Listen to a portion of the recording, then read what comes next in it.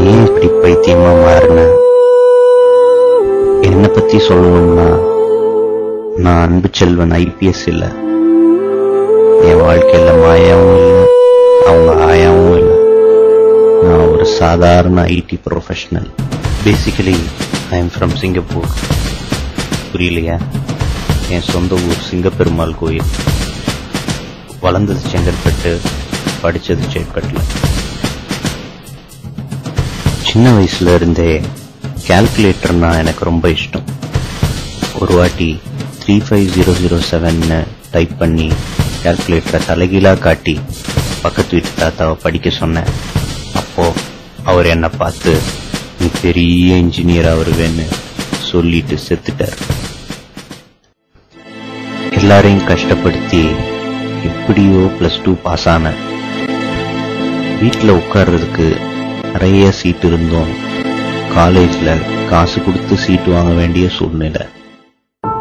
வருஷங்கள் ஓடிச்சு. கால்குலேட்டர் கம்ப்யூட்டரா மாறிச்சு. என்னோட 3 வீலர் 2 வீலரா மாறிச்சு. காலேஜ் லைஃப், ஹாஸ்டல் லைஃப்னு ரொம்ப கஷ்டப்பட்டு படிச்சேன்.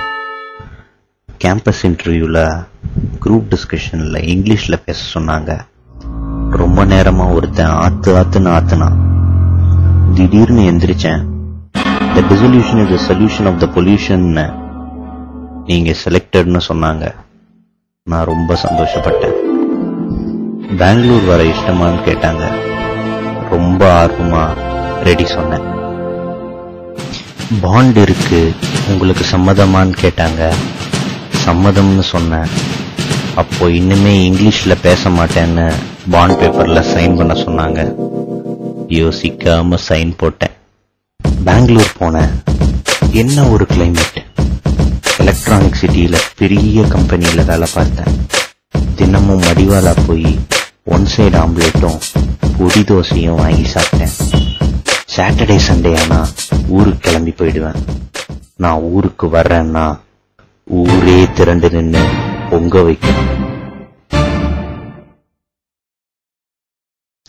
இப்படி வாழ்க்கை போயிட்டு இருக்கும்போது ஒரு நாள் கேண்டீன்ல எந்த பண்ணாடையோ வாந்தி எடுத்து வச்சிருந்துச்சு. அத பார்க்காம அதுல காலை வச்சு வழுக்கி விழுந்துட்டேன். எல்லாரும் பார்த்து சிரிச்சாங்க. ஆனா ஒருத்தி மட்டும் சிரிக்கல. அப்படி என் வாழ்க்கையில வந்தவதான் சிம்மக்கல் சுசீலா. என்னை பார்த்து கை கொடுத்து தூக்கி விட்டான்.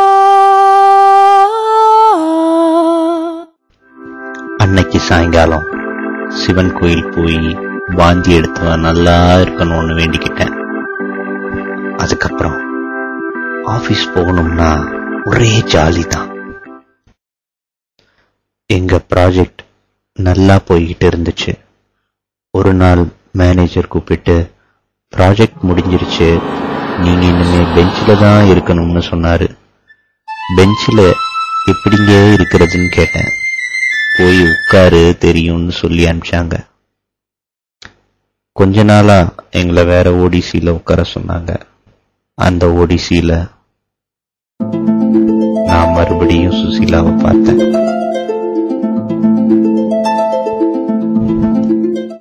நானும் சுசீலாவும் பக்கத்து சீட்டு. சுசீலாவை பார்க்கும் போதெல்லாம் எனக்குள்ள அப்படி ஒரு எனர்ஜி. அவளை பார்த்துக்கிட்டே 48 பேஜுக்கு ஒரு கம்ப்யூட்டர் ப்ரோக்ராம் எழுதினேன். அதை கொண்டு போய் என் மேனேஜர் கிட்டையும் காமிச்சேன்.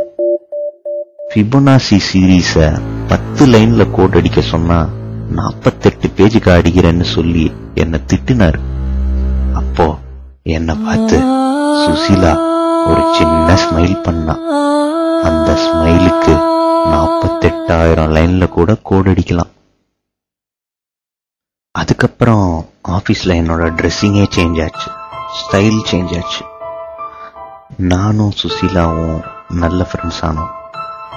இது பிடிக்காத எங்க மேனேஜர், எவ்வளோ நாள் தான் நீ பெஞ்சில் இருப்ப, சீக்கிரம் ப்ராஜெக்டுக்கு போ, இல்லைன்னா உன்னை லே ஆஃப் பண்ணிடுவேன்னு என்னை மிரட்டினாரு. ஒரு நாள் சுசீலா என்னை கூப்பிட்டு பாண்டிச்சேரியில் இருக்கிற அவங்க கெஸ்ட் ஹவுஸ்க்கு என்னை கூட்டிட்டு போக சொன்னான். பேசிக்கலி நான் ரொம்ப ஷை டைப். அதனால மேனேஜர் கிட்ட சிக் லீவுன்னு போய் சொல்லிட்டு அவ கூட போனேன்.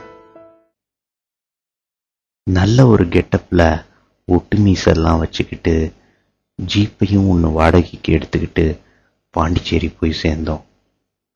கெஸ்ட் ஹவுஸ் உடன் ஹவுஸ்ன்றனால கதவை மெதுவா திறந்தா என்னோட கைய பிடிச்சா இந்த பக்கெட்டு பிரஷ்னு கொடுத்து என்ன போய் வார்னிஷ் அடின்னு சொன்னான்.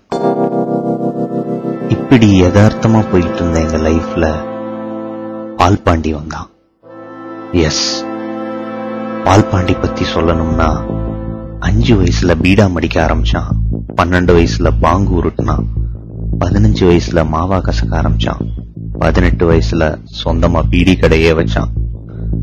பேப்பர் சேசிங் பண்ணி மும்பை யூனிவர்சிட்டியில 6 மாசம் டீபார் ஆகி மொத்தம் 136 அரியர்ஸ் வச்சு கேம்பஸ்ல செலக்ட் ஆகி பெங்களூர் வந்தான். பாண்டியா எங்க ஓடிசில தான் ஜாயின் பண்ணான். சுசீலாவை அவன் நோட் பண்ண ஆரம்பிச்சான். அதை விட என்ன கொடுமைன்னா சுசீலாவும் அவன் கூட பேச ஆரம்பிச்சான். காரணம், பாண்டியா சொந்த ஊர் சிம்மக்கல் பக்கத்துல திண்டுக்கல். சுசீலாவை பார்த்தா என்ன தூக்கிடுவேன்னு சொல்லி பாண்டியா என்ன மிரட்டினான். அன்னையில இருந்து தினமும் 15 பரோட்டா திங்க ஆரம்பிச்சேன். நல்லா வெயிட் போட்டேன். பாண்டியா என்ன தூக்க முடியாத அளவுக்கு வெயிட் போட்டேன். பாண்டியா என்ன கலாசிட்டான்னு என் ஃப்ரெண்ட்ஸ் கிட்ட சொன்னேன். அவனுங்க அப்படியே கொதிச்சு போயிட்டானுங்க. வாடா மச்சான், பாண்டியாவை போடுறான்டா, எந்த ஏரியாடா அவன் அப்படின்னு ஒருத்தன் கேட்டான். எனக்கு என் ஃப்ரெண்ட்ஸ் பேசினது கேவலமா இருந்தாலும் ரொம்ப ஆறுதலா இருந்துச்சு. பெரிய சாட்டு ஒன்று வாங்கிட்டு வந்து பாண்டியாவுக்கு ஸ்கெட்ச் போட்டோம். நல்ல தண்ணியை போட்டுட்டு மடிவாலா நலாஸ்ல 4 சிக்கன் பிரியாணி அடிச்சுட்டு ஆட்டோ ஒன்ன வாடகைக்கு எடுத்துக்கிட்டு கேஆர்புரம் போய் சேர்ந்தோம். என் ஃப்ரெண்டு கிளமாறன் என்ன ஆட்டோலயே இருக்க சொல்லிட்டு அவனுங்க 4 பேரும் இறங்கி போய் பாண்டியா வீட்டு ஜன்னல் மேல காலி பீர் பாட்டில போட்டு உடைச்சாங்க. பாட்டில் விழுந்த சத்தம் கேட்டு பாண்டியாவும் அவன் பேரண்ட்ஸும் வெளியே வந்தாங்க. என் ஃப்ரெண்ட்ஸ் 4 பேரும் பாண்டியாவோட கொள்ளு தாத்தால இருந்து ஆரம்பிச்சு பாண்டியாவுக்கு பிறக்க போற பேரன் வரைக்கும் திட்டினானுங்க. குடி போதையில என் ஃப்ரெண்டு பாண்டியாவோட அப்பா மேல வாந்தி எடுத்தான். என் ஃப்ரெண்ட்ஸ் என்னை கூப்பிட்டு மச்சான் போதுமாடான்னு கேட்டானுங்க. போதும் போதும்னு ஆட்டோல இருந்தே சொன்னேன். அப்போ யாரு உங்களை அனுப்பிச்சதுன்னு பாண்டியா அப்பா அவனுங்களை கேட்டாரு. அப்போ என் ஃப்ரெண்டு ஒருத்தன், மச்சி இவரு உன்னை பாக்கணும்ன்றாரா அப்படின்னு கத்தி கூப்பிட்டான். நானும் போதையில ஆட்டோ கண்ணாடிய பார்த்து தலைவாரிட்டு இறங்கினேன். அவங்கள பார்த்த நொடியில பேண்ட்லயே சூச்சு போயிட்டேன். ஏன் தெரியுமா? பாண்டியா அப்பா வேற யாரும் இல்ல, அவர் தான் என்னோட மேனேஜர். எஸ், என் மேனேஜர் தான் பாண்டியாவோட அப்பா. நான் லே ஆஃப் ஆகிறது உறுதியாயிடுச்சு. உடனே அங்கிருந்து எஸ்கேப் ஆகி சுசீலாவை பார்க்க போனேன்.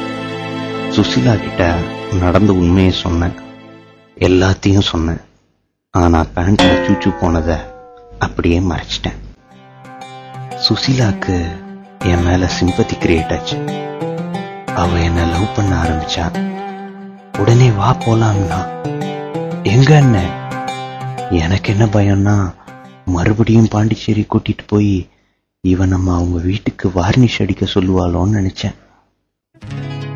ஆனா அவ என்ன சொன்னானா, நம்ம சிம்மக்கல் போவோம், நீ அப்பா கிட்ட முறைப்படி பொண்ணு கேளு, அவரு பொண்ணு தருவாரு அப்படின்னு சொன்னான். யாருதோ லான்சர் நின்னுச்சு. வண்டியை எடுத்தோம், செட்டு ஆன் பண்ணோம். அப்புறம் என்ன, டூயட் தான்.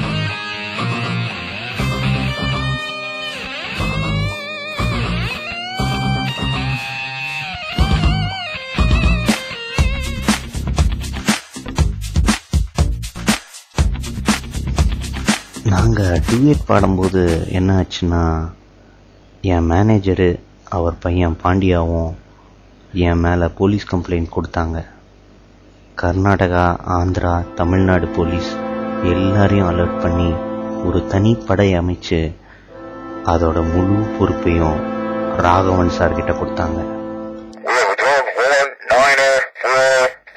நாங்கள் ஹொசூர் தாண்டி போயிட்டு இருக்கும்போது என் ஃபோன் ரிங் ஆச்சு. ஹலோ ஹலோ, நான் ராகவன் பேசுகிறேன். எந்த ராகவன்? விஎஸ் ராகவனா, வீர ராகவனா? நான் ஒரு போலீஸ் அதிகாரி அப்படியும் சொல்லலாம். வேற எப்படி சொல்ல போற? நான் இப்பொழுது உங்களுடைய காரை பின்தொடர்ந்து வருகிறேன் இப்படியும் சொல்லலாம். யோ, ஏதாச்சும் ஒன்று சொல்லியா, இல்லைன்னா போனை வையா. அப்புறம் நான் ஃபோனை வச்சிட்டேன். ஏன்னா அவங்கிட்ட பேசணுன்னா நம்மளை குணா கம்மல் ரேஞ்சுக்கு ஆக்கிடுவான். ராகவன் மட சாம்பிராணிய நான் கட் பண்ணி விடணும்னு நினச்சாலும் அவன் என்னை ஃபாலோ பண்ணிக்கிட்டே தான் இருந்தான். காரணம், சுசீலா கூட டூயட் பண்ணணும்னு அவனுக்கு ஆசை. கேட்டால் ராகவன் இன்ஸ்டிங்க்ட்டு அது அப்படிதான் சொல்லுவான். அவன் ரொம்ப நக்கல் பிடிச்சவன். அதனால அவன் ஃபாலோ பண்ணிக்கிட்டே இருக்கட்டும்னு விட்டுட்டேன். அப்படியே கார் ஓட்டிக்கிட்டு போயிட்டு இருக்கும்போது திடீர்னு இன்னொரு கால் வந்துச்சு.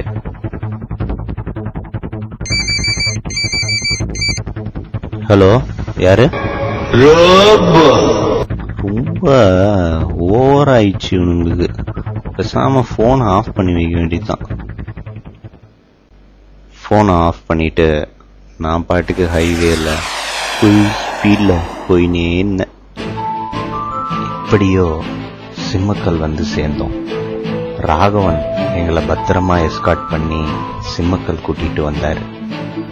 அப்போ சுசீலா அப்பா எங்களை ரிசீவ் பண்றதுக்காக வந்தார். அவரை நீங்களே பாருங்களேன். தம்பி, எப்படிப்பா இருக்க? சுசீலா உன்னை பத்தி நிறைய சொல்லியிருக்காப்பா. உனக்கு சுசீலாவை கல்யாணம் கட்டிக்க சம்மதம் தானே?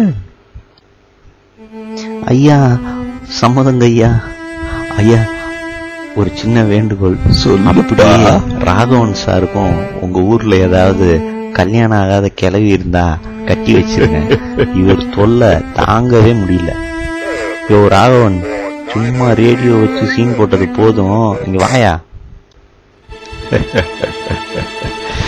முதல்ல உன்னோட கல்யாணத்துக்கு சுசீலாவோட மாமனுங்க 2 பேரும் சம்மதிக்கணுமேப்பா. கடுங்களா, இங்க வாங்கடா. ஐயோ கரடி, மாமன் கொண்டு வந்தா சரக்கு, மாமி சுட்டா முறுக்கு, எனக்கு பிடிச்சிருக்கு கிறுக்கு, இப்போ இவனை அடிச்சு நொறுக்கு. சுசி,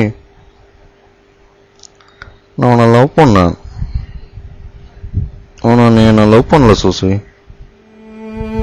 ஐயா ஐயா, இவனுங்களா ஐயா இவளோட மாமன்? ஐயா, கிளைமேக்ஸ்ல இவனுங்க தேவையா ஐயா? இவனுங்க அழும்பு சும்மாவே தாங்க முடியாது ஐயா. சரிப்பா, நீ சுசீலா அவ கல்யாணம் பண்ணிக்கிட்டு சந்தோஷமா இருப்பா. சந்தோஷமா. ரொம்ப நன்றிங்க ஐயா, ரொம்ப நன்றி ஐயா. படம் முடிஞ்சிருச்சு. இப்போ எல்லாருக்கும் ஒரு மெசேஜ் சொன்னீங்கன்னா நல்லா இருக்கும் ஐயா. என்னப்பா சொல்ற? மசாஜ் எல்லாம் இந்த வயசுல எனக்கு எதுக்குப்பா?